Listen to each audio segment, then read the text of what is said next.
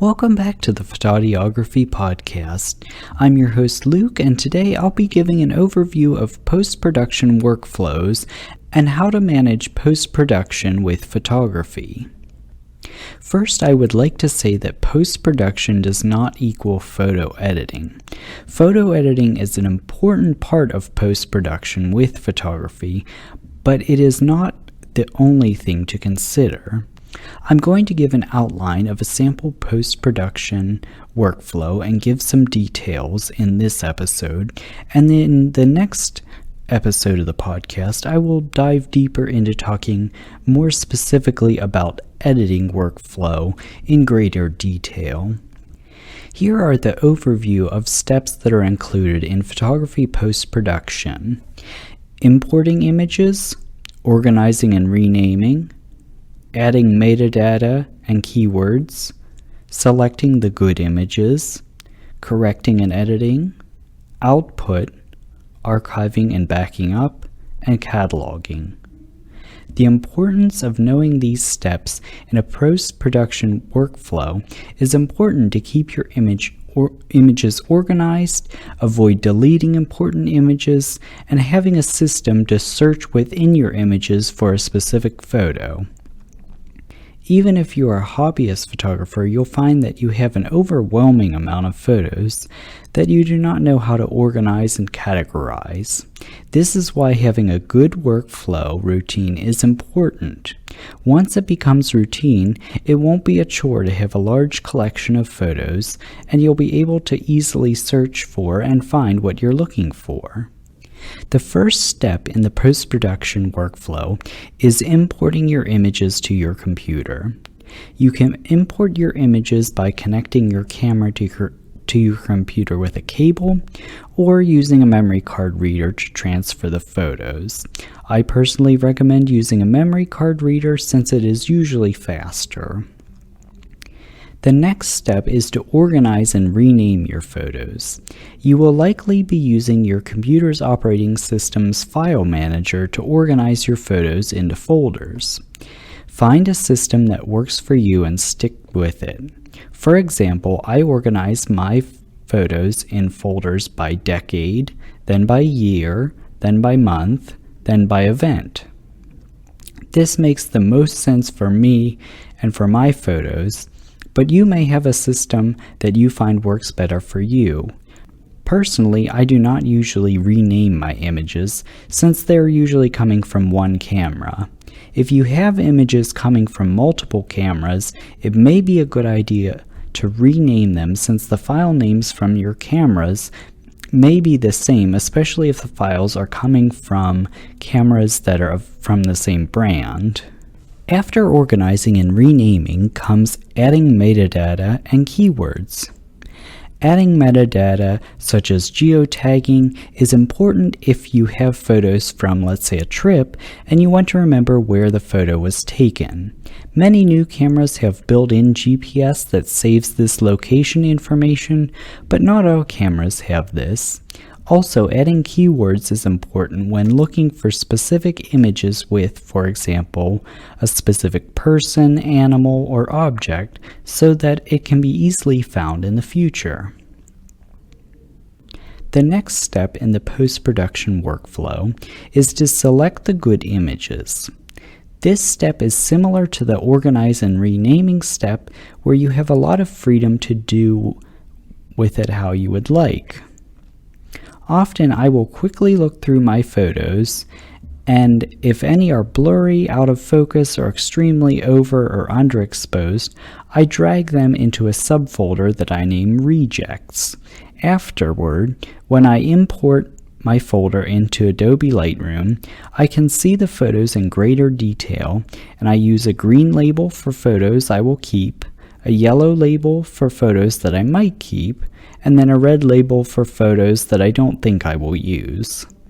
I personally don't like to delete photos because you never know what you might initially miss when you look at a photo. After selecting the good images, you are ready to do corrections and editing.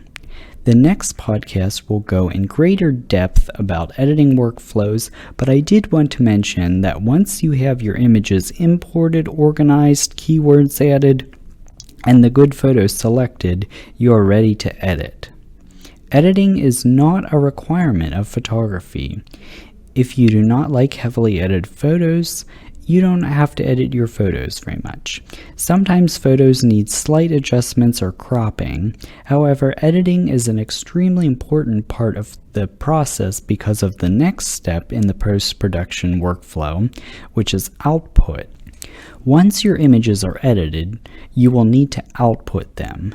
This often involves exporting them from your editing software or possibly converting them from a RAW file to a JPEG file.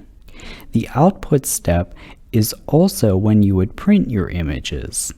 I highly recommend printing your photos even if you are only giving your client a digital copy of their photos. You don't need to get a lot printed, but get a handful of them printed on, let's say, a 4x6 size and see what the results look like. Try to use a local photo lab if possible and ask them if they can print the image without any corrections. This way, you will know what the difference between your computer screen and a printed image of the photo looks like in comparison.